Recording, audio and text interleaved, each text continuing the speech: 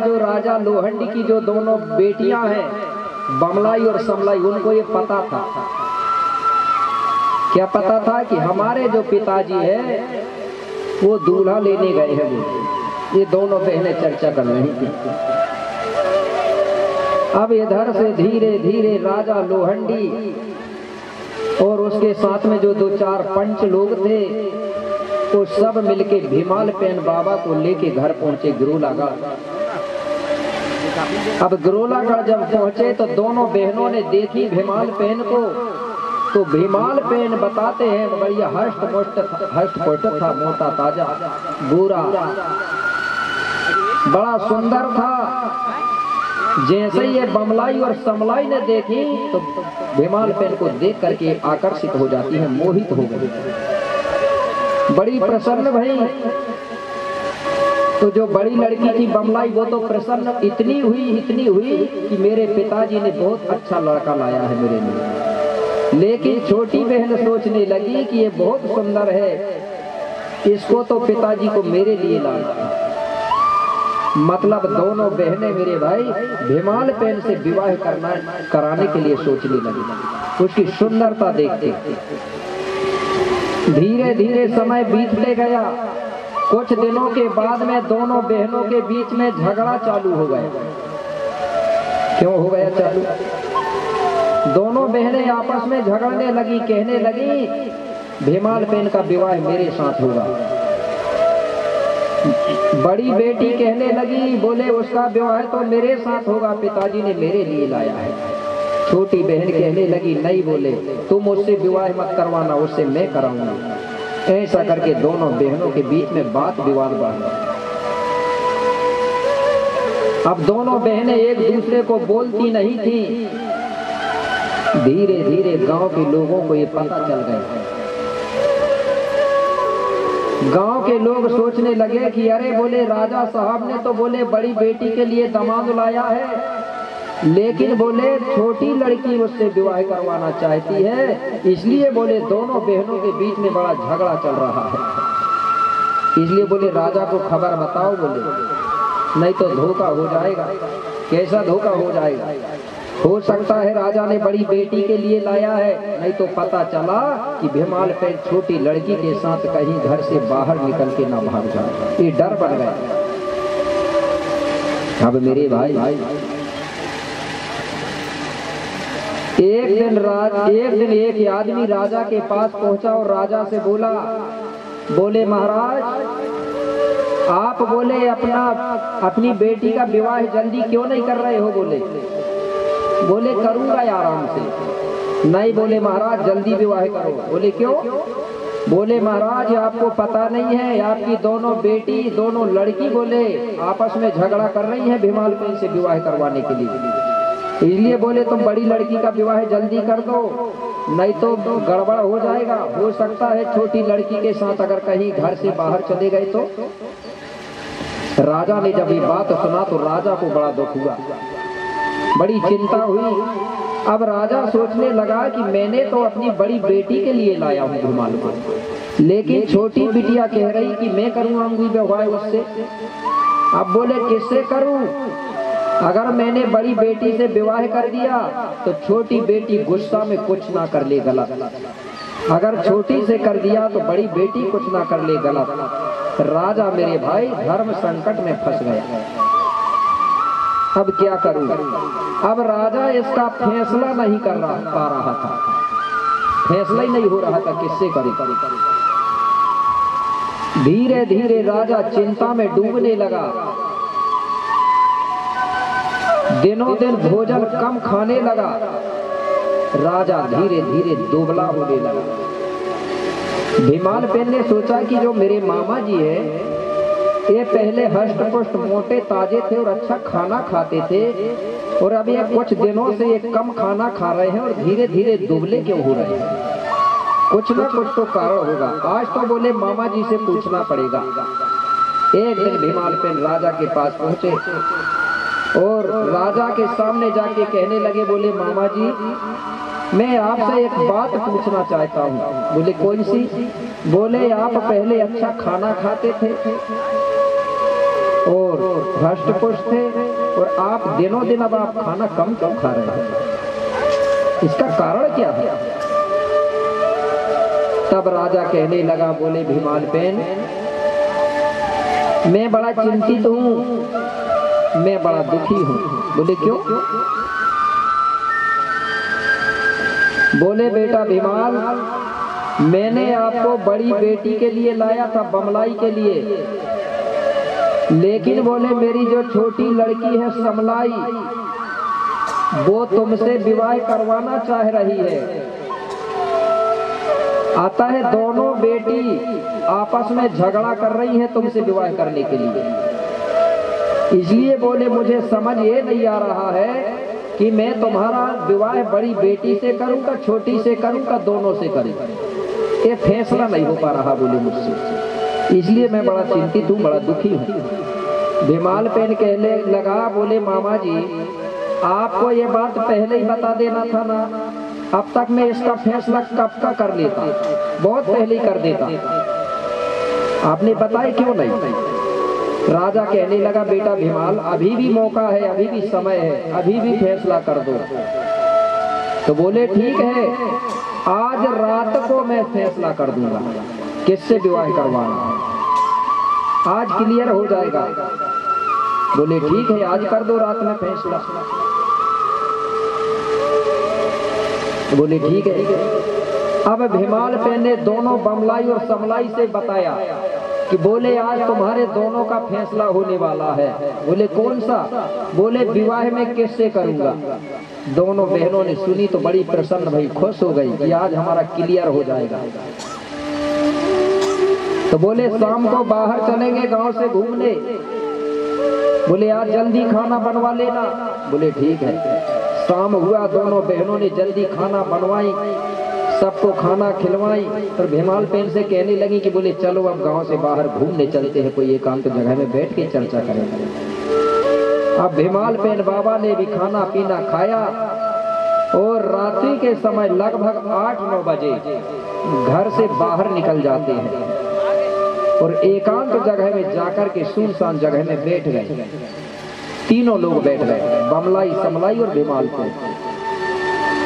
अब दोनों बहनें पूछने लगी कि भीमालपेन भैया, बोले जल्दी बताओ विवाह किससे करोगे।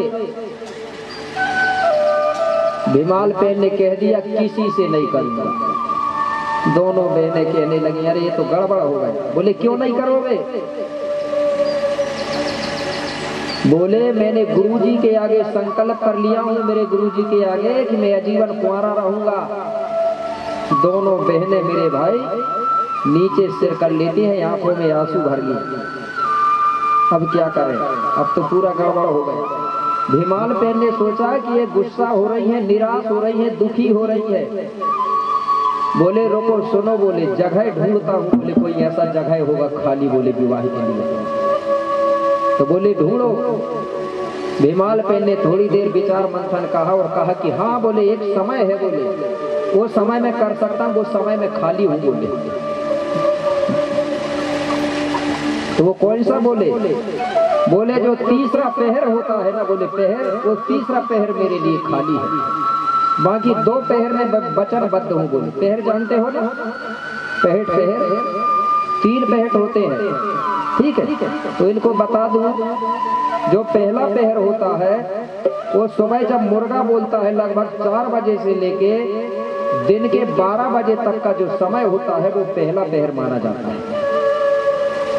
दूसरा पहर कब चालू होता है? दिन के 12 बजे से लेके शाम के भोजन करने के समय तक, लगभग 8-9 बजे तक, ये दूसरा पहर है। और तीसरा पहर है शाम के भोजन करने से लेके सुबह के मुर्गा बोले तक, ये तीसरा पहर। तो बोले मैं तीसरा पहर में खाली हूँ, तीसरा पहर में वचन में नहीं बंधा हूँ गुरुजी के।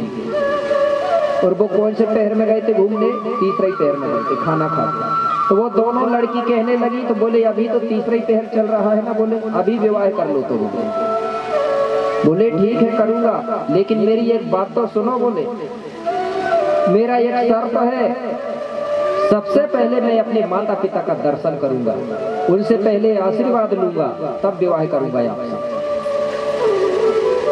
तो तुम बोले मेरे पीछे पीछे आना, मैं अभी चलूंगा माँ बाप के यहाँ, माता पिता के यहाँ जाऊंगा, तुम मेरे पीछे पीछे आना दोनों। और जब मैं माता पिता के दर्शन कर लूंगा, इसके बाद मैं अपने गुरु महारु उइके जी का आशीर्वाद प्राप्त करने जाऊंगा, उनका दर्शन करूंगा, तुम मेरे पीछे पीछे चली आना। जब मैं उनका दर्शन कर लूंगा, फिर मैं अपने पेन ठाना का दर्शन करने जाऊंगा। पेन का समझते ना, देव खलियान, वहां जाऊंगा, उनसे आशीर्वाद लूंगा हमारे देवताओं से, और तुम मेरे पीछे पीछे आना। जैसे ही मैं तीनों का आशीर्वाद प्राप्त कर लूं, माता पिता गुरु और थोड़ा पेन का, इसके बाद में तुम कोई भी, चाहे बमलाई हो चाहे समलाई हो, तुम जल्दी से आकर के सबसे पहले मेरा हाथ पकड़ लेना। तुम दोनों में से जो भी पहले मेरा हाथ पकड़ेगा, उसी से मेरा विवाह पक्का हो जाएगा। बोले तैयार हो? बोले हाँ, लेकिन याद रखना, बोले तीसरा पहर खत्म नहीं होना चाहिए। मुर्गा बोलने के पहले अगर मुर्गा ने बोल दिया तो दोनों का विवाह कैंसिल हो जाएगा। बोले मंजूर है? दोनों बहनें कहने लगी है मंजूर। बोले तो देर मत करो, जल्दी चलो। बोले अब भीमाल पेन बाबा वहां से निकला, दोनों बहनें पीछे पीछे। अब भीमाल पेन अपने माता पिता के पास गया, उनका दर्शन किया, आशीर्वाद लिया। इसके बाद भीमाल पेन अपने गुरुजी के पास गए, गुरुजी से आशीर्वाद लिया। इसके बाद निकल गए अपने पेन ठाना की तरफ। तो मराठियों का जो पेन ठाना है मालूम भी होगा, जो डोंगरगढ़ डोंगरगढ़ के नीचे जो टेकरी है, वहां आज भी खड़ा पेन का ठाना है ना। मंडा भी लोगों को पता होगा, है कि नहीं? अब तो मंदिर बन गए शायद, पहले पत्थर अकेला था जहाँ फड़ा पेन लिखा था, वो मराठियों का देव स्थल है। वहीं के तरफ निकल गया, और ये दोनों बहनें पीछे पीछे चली जा रही हैं। ये दोनों बहनों ने कभी इतना पैदल नहीं चला था, क्योंकि राजा महाराजा की लड़की पैदल चलेगी क्या? लेकिन भीमाल पेन ताकतवर था, हष्ट पुष्ट था, लाठी तलवार चलाना जानता था, मुष्टि प्रहार करना जानता था, सारी विद्या में निपुण था, पहलवान था, उसको कुछ असर नहीं पड़ा। अब दोनों बहनें चलते चलते थक गई रात भर। दोनों बहनें आपस में चर्चा कर रही कि बोले जीजी दीदी, बोले इतना पैदल अपनों ने कभी नहीं चला, लेकिन ये भीमाल पेन के कारण बोले बताओ आज हमको पैदल चलना पड़ रहा है।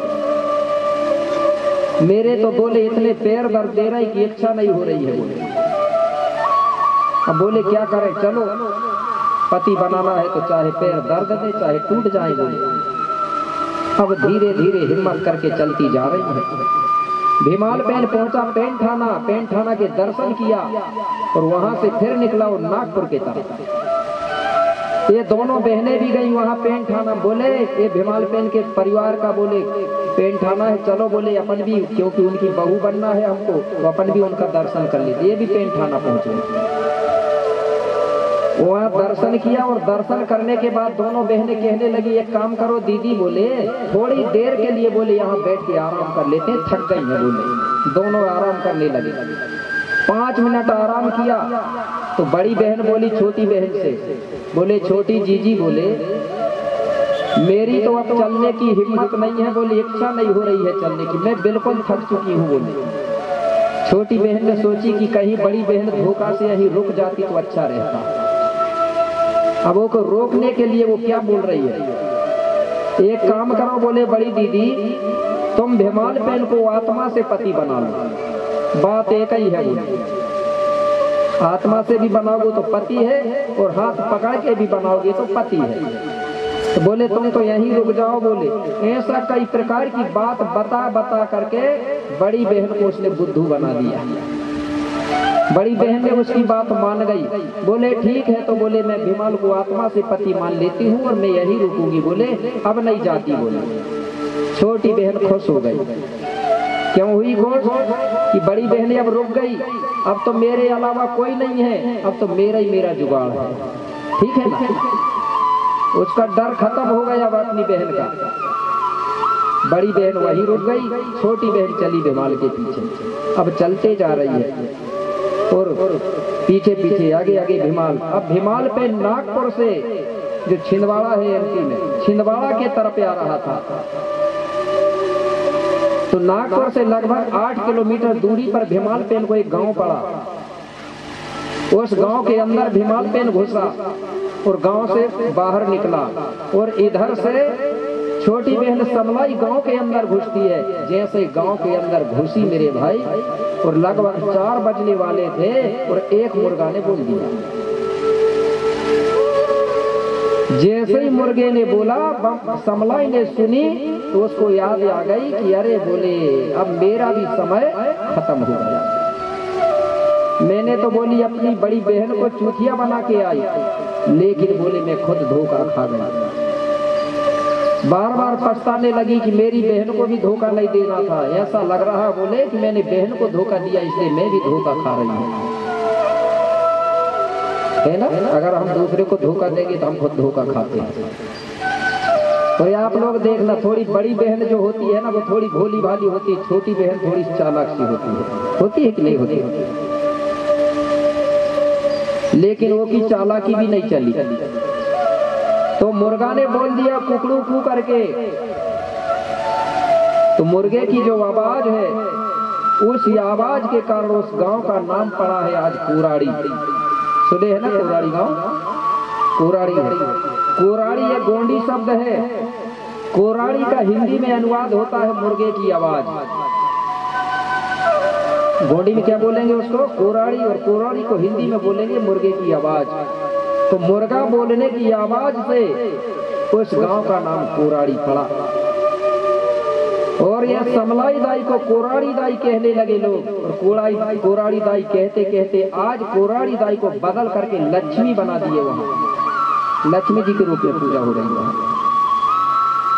क्योंकि अगर उसको समलाई कहते तो गोंडों की पहचान होती कि नहीं, इसलिए उसको छिपा करके लक्ष्मी नाम दिया गया, जिससे कि गोंड ना समझे। कई चीज छिपाया जा रहा है। क्यों छिपाया जा रहा है? हमारे लोग सही नहीं है इसलिए। तो मेरे भाई, जो मुर्गा ने बोला कुकड़ू कू, तो एक मुर्गा के बारे में एक दांतिक कहानी बता रहा हूँ आपको। दांतिक में सुनी हुई, जो हमारे पूर्वज बोलते थे। मैं छोटा था उस समय की बात बता रहा हूँ। तो हमारे जो आजा थे, जब सुबह सुबह होती थी तो मैं रोज छोटे में सुनता था मुर्गा की आवाज। तो मैं अपने आजा से पूछता था कि मुर्गा सुबह सुबह बोलता क्या है।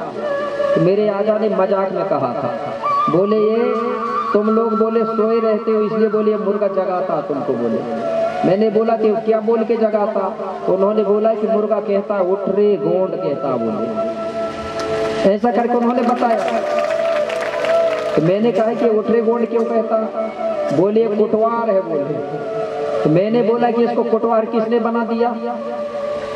तो उन्होंने एक कहानी बताया था मुझे, वो कहानी आपको बता रहा हूं। तो वो कहानी ऐसा बताया था कि बोले एक समय बोले वर्षा कम हुई, पानी कम गिरा, तो गर्मी के दिनों में पानी पीने की बहुत समस्या बन गई थी।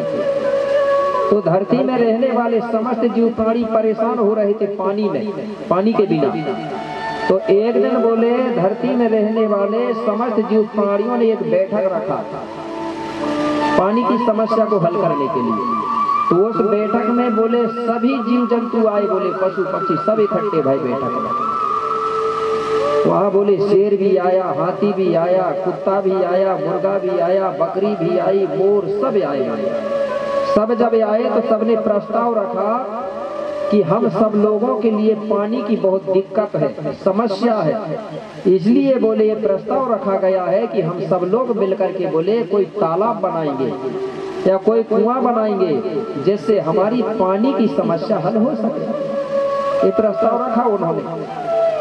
तो सब लोगों ने कहा कि भैया सबको समस्या है, बोले हम सब लोग सहमत हैं, तैयार हैं। मतलब प्रस्ताव पास हो गया। अब कहने लगे कल सब लोग बोले अपने अपने घर से बोले अपने अपने बर्तन, अपने अपने जो भी सामग्री है खोदने की, माटी फेंकने की, सब लेके आए। बोले ठीक है। तो बोले वहां मुर्गा भी गया था। तो मुर्गा तो बल्कि आगे आगे हो रहा था वहां कि जो नहीं आएगा तो पानी नहीं पीने देंगे, ऐसा बोल रहा था बोले मुर्गा। और आज भी रहते, जब बैठक रहती एक आदमी सबसे ज्यादा आगे ही आगे होता ही नहीं होता। और जब काम का नंबर आता है तो पता ही नहीं चलता। उबरा देते हैं ना कोई भी कार्यक्रम करने के लिए कि नहीं कहते अपनों को ऐसा करना है वैसा करना है, और जब कार्यक्रम होने लगता है तो वो पता नहीं कहाँ छुप जाते हैं। तो मुर्गा भी आगे आगे बोल रहा था कि करना ही है अपने को काम, तालाब बनाना ही है। बोले ठीक है, सब लोग तैयार हो गए, सहमत। सब लोग फिर चले गए, बोले कल जल्दी आना। बोले ठीक है। अब दूसरे दिन हुआ तो पूरे जीव जंतु जानवर बोले वहां इकट्ठे हो गए, लेकिन मुर्गा की पता नहीं चली। सब लोग कहने लगे आएगा, थोड़ी देर बाद 1 घंटे 2 घंटे देख ले, रास्ता देखते रहे लेकिन मुर्गा नहीं आया। मुर्गा तो सोचते रहा कि जब प्यास लगेगी तब देखा जाएगा, मैं नहीं जाता हूँ। नहीं गया। सब लोगों ने सोचे कि अब नहीं आएगा, अपनों को बनाना पड़ेगा। सब लोगों ने मिलकर तालाब बनाए, तालाब में पानी निकला, सब लोगों ने पानी पिया, प्यास बुझाया और रोज उसी तालाब के आसपास रहने लगे। और सब लोगों ने ये बता दिया सबको कि अगर मुर्गा आएगा बोले तो उसको पानी पीने नहीं देना है। कुछ दिनों के बाद में एक दिन मुर्गा को लगी प्यास। मुर्गा ने सोचा कि अब कहाँ जाऊं, अब तो बोले वहीं जाना पड़ेगा। मुर्गा अब धीरे धीरे जा रहा है। जैसे ही वहां दूसरे लोगों ने देखे तो बोले ये आ रहा है मुर्गा, बोले आज लगी होगी इसको प्यास, बोले इसलिए आ रहा है। इसको बोले पानी पीने नहीं देना है। मुर्गा गया, उसको मना करने लगे, बोले आप पानी पी नहीं सकते। मुर्गा कहने लगा मुझसे गलती हो गई, बोले नहीं आया, बोले क्षमा कर दो, बोले कोई क्षमा नहीं, बोले कोई दंड दे दो, बोले कोई दंड नहीं, बोले मुझे कोई काम दे दो, बोले कोई काम नहीं है, जो हुआ था बोले तो हो गया। मुर्गा बोला ऐसा तो हो नहीं सकता, काम कभी खत्म होता ही नहीं है, बोले कुछ ना कुछ काम रहता ही है। बोले सब लोग कहने लगे, बोले आप ही बताओ, बोले कौन सा काम करोगे। बोले मुर्गा कहने लगा देखो, बोले ये गोंडवाना धरती में, बोले उस समय धरती को गोंडवाना ही कहा जाता था। बोले ये गोंडवाना धरती में रहते हैं, बोले वो सब गोंड है, बोले और यहाँ रहने वाले गोंडों को जगाने वाला कुटवार नहीं है, बोले इसलिए बोले मुझे आप गोंडों को जगाने वाला कुटवार बना दो, बोले तो मैं जब भी गोंड लोग सोएंगे तो उनको जगाऊंगा। बोले सब लोगों ने सोचे कि यार बात सही है, गोंडवाना के लोगों को जगाने वाला कुटवार नहीं है, चलो ये अच्छा रहेगा, बोले इसको कुटवार बना दो। तो मुर्गा को बना दिए, बोले कुटवार। सिद्धांतिक वाली बात बता रहा हूं मैं, कुटवार बना दिए। अब मुर्गा बन गया कुटवार। इसलिए बोले बेटा, बोले आजा, बोले मेरे, इसलिए बेटा बोले ये उसी समय से मुर्गा कुटवार बना है। इसलिए बोले आज भी वो गोंडों को जगा रहा है, क्योंकि मुर्गा जानता है अच्छे से कि ये गोंडवाना देश है और गोंडवाना में रहने वाले सभी लोग गोंडवाना वाले हैं, इसलिए वो गोंडा ही कहता है। आप दूसरे के यहाँ भी रहेगा मुर्गा तो देखना है आप लोग, वो कहेगा क्या उठ रे साहू, बोलता है क्या? नहीं बोलेगा, ये नहीं बोलेगा। वो तो उनको भी कहेगा कि उठ रही गोंड, वो सबको गोंड कह रहा है। क्यों?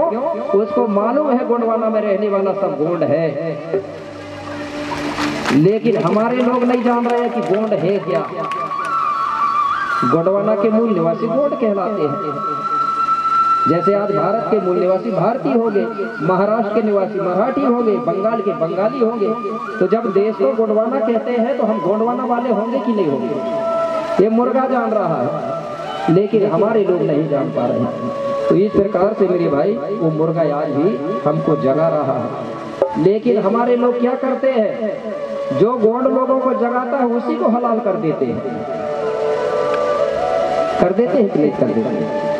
अब जब जो जगाएगा उसी को हलाल कर देंगे, उसी को मार के खा जाएंगे। मुर्गा की बात नहीं कह रहा हूँ, मुर्गा का उदाहरण दे रहा हूँ।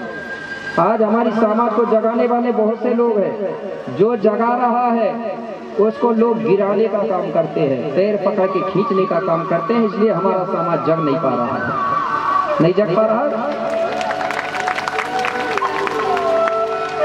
अगर हम लोग कुछ नहीं कर सकते, अगर कोई जगा रहा है तो उसका सहयोग नहीं कर सकते, तो चुपचाप हमको चुपचाप रहना चाहिए। क्योंकि कहीं ना कहीं से वे गोंड समाज के हिस्सा की लड़ाई लड़ रहा है कि नहीं, कहीं ना कहीं से। तो हमको अगर हो सके तो हमारे जगाने वालों का सहयोग करो, और सहयोग नहीं कर सकते तो चुपचाप रहो, विरोध भी मत करो। चुपचाप घर में रहो, क्योंकि अंदर से सोचना कहीं ना कहीं से हमारा वो आदमी हमारे लिए कहीं ना कहीं से हमारे हक के लिए कहीं ना कहीं लड़ाई कर रहा है, लड़ रहा है। इसलिए तो मैं अब आपको सुना दूं वो गीत मुर्गा कैसे जगा रहा है, उसका मैंने फिर एक गीत तैयार किया हमारे लोगों को बताने के लिए। हो सकता है बात से ना जागे तो गीत से जाग जाए, ठीक है ना? इसलिए बोले महाराज फिर आगे क्या हुआ? जो मुर्गे की आवाज है उससे उस गांव का नाम कुराड़ी पड़ा, और जो छोटी बहन है वहीं रुक गई, और जो भीमाल बेन बाबा है वो दिन निकल गया, गांव गांव में वो भ्रमण करने लगा, घूमने लगा। अब जो बमलाई दाई है बड़ी बेटी, वो कहाँ रुकी है? डोंगरगढ़ में, खड़ापेन थाना में। तो वो जो बमलाई दाई है वो क्या करती थी वहां रह के? वो खड़ापेन की पुजारन बन गई, बेगन बन गई। वहां क्या बनी? पुजारन। तो जब भी मरावी लोग वहां पूजा करने जाते थे तो वो बमलाई दाई पूजा करवाने का काम करने लगी, मतलब भूमिका बेगा बन के पुजारी बनी, ऐसे पूजा करवाती रही। पूजा करवाते करवाते समय बीतते गया, कुछ दिनों के बाद में वो मेरे भाई जो बमलाई दाई है वो खत्म हो गई। तो मरावी लोगों ने सोचा कि ये हमारे पेंठाना की पुजारन थी, इसलिए बोले इसको भी यही दफना दो। तो मरावी लोगों ने क्या किया, जहाँ खड़ापेन का ठाना था वही उसका मरघट चेटका बना दिया। जब भी पूजा करने जाते थे मरावी लोग तो खड़ापेन के साथ साथ वो पुजारन है करके उसकी भी पूजा करते थे साथ में। किसकी? बमलाई नाम की लड़की। और बोले ये हमारी बहू भी बनने वाली थी, तो बहू मान लिया मरावी लोगों ने उसको अपनी। अब धीरे धीरे समय बीतते गया, कुछ दिनों के बाद में मरावी लोगों को कुछ समस्याएं हुई, तो उन्होंने क्या किया, जो बमलाई दाई का जो चेटका जहां पर दफनाया गया उस चेटका में इन लोगों ने मिन्नत किया, कुछ चीज मांग किया, तो बमलाई के चेटका से उसकी मरघट से उनकी मिन्नतें पूरी हो गई।